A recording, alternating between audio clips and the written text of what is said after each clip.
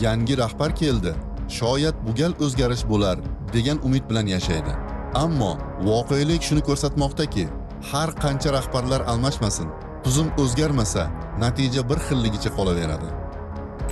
Shuning uchun G'arb siyosiy va media dasturlari orqali demokratiya yagona yo'l, islohot shaxs bilan boshlanadi degan g'oyalarni doimiy ravishda tarqatadi. Hammasini yaratyapti mana shu avtoritar rejim tuzum. Siz nima qilgan bo'lardingiz?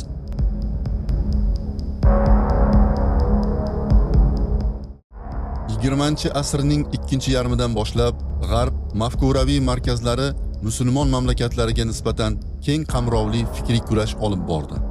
Bu kurash mafkuraviy siyosiy ongni nazorat qilish orqali amalga oshirildi.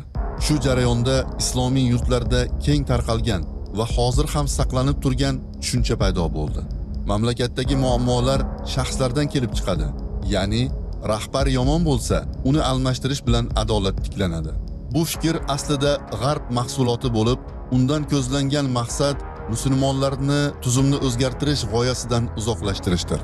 G'arbning siyosiy tafakkuri kapitalistik falsafaga asoslangan. Bu falsafa hayotni moddiy manfaat asosiga quradi va davlatning vazifasi shunday manfaatlarni qonun bilan muhofaza qilish deb hisoblaydi.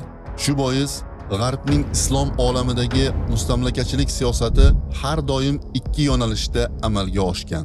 Birinchi, musulmon mamlakatlarida iqtisodiy va siyosiy jihatdan G'arb manfaatlariga bog'liq tuzum o'rnatish.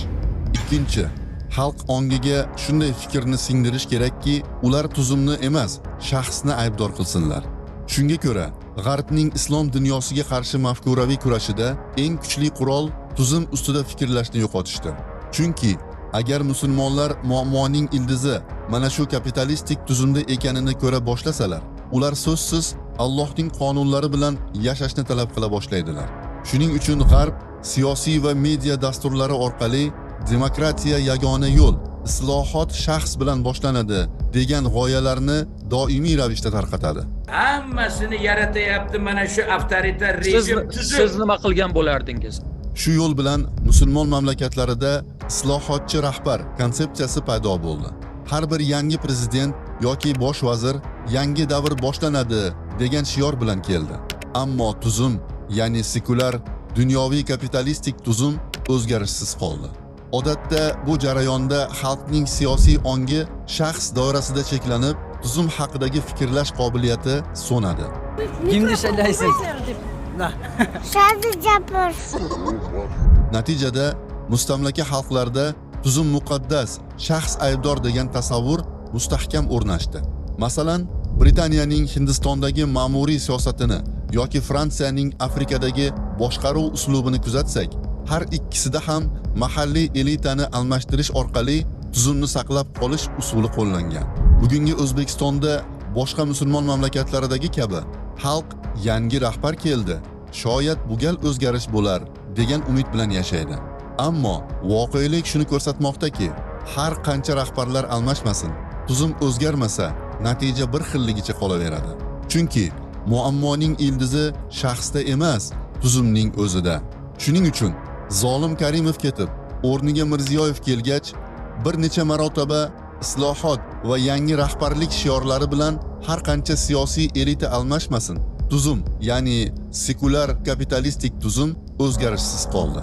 Shu bois xalqning hayotida katta o'zgarishlar yuz bermadi.